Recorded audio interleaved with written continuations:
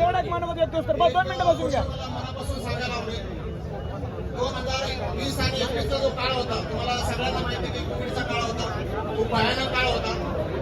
21 मध्ये आज जे तुम्ही नोटिफिकेशन यावं म्हणून इथं जे काही आलेले आहेत या नोटिफिकेशनची काय किंमत असते, त्याची काय कॉस्ट असते ते आम्ही युपीसी मध्ये खूप वाईट पद्धतीने चुकवलेली.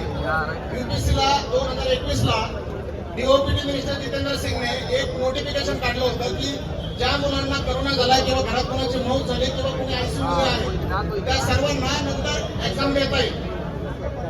त्याच्यानंतर ज्यावेळेस आयोगाने म्हणजे युपीसी केंद्रीय लोकसेवा आयोगाने नोटीस काढली त्याच्यामध्ये त्याचा कसलाच उल्लेख नव्हता.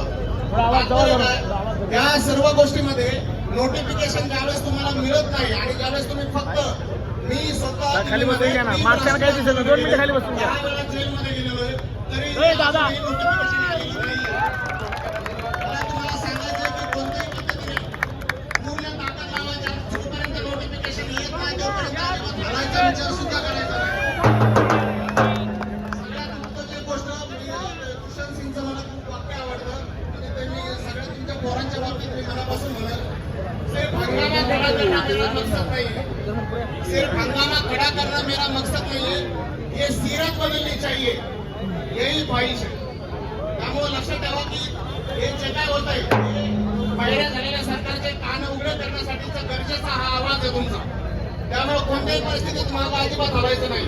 आणि दुसरी गोष्ट मला आवर्जून सांगायला आवडेल या संपूर्ण गोष्टीमध्ये म्हणजे ज्यावेळेस आपण म्हणतो की एखादे आपले जे पब्लिक रिप्रेझेंटेटिव्ह असतात, आमदार असतात, खासदार असतात, आपण विधानसभेमध्ये आवाज उठवतो, आपण पार्लमेंटमध्ये आवाज उठवतो, तर हा आवाज उठवत असताना ज्यावेळेस तुम्ही कोर्टामध्ये जाता किंवा कोणत्याही गोष्टी करायचा प्रयत्न करता एक शब्द इम्पॉर्टंट त्यामुळे नोटिफिकेशन मध्ये आलेला कोणताही शब्द सुद्धा तो योग्य वेळी निर्णय घेतला होऊ शकतो. त्याच्यामुळे जोपर्यंत नोटिफिकेशन तुम्हाला पाहिजे तसं येत नाही तोपर्यंत अजिबात हल्लं नाही.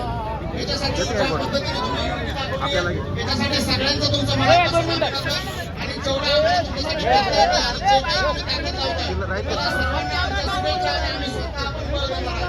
धन्यवाद. आता यानंतर महाराष्ट्राची लाडकी ताई कोण रुपाली ताई.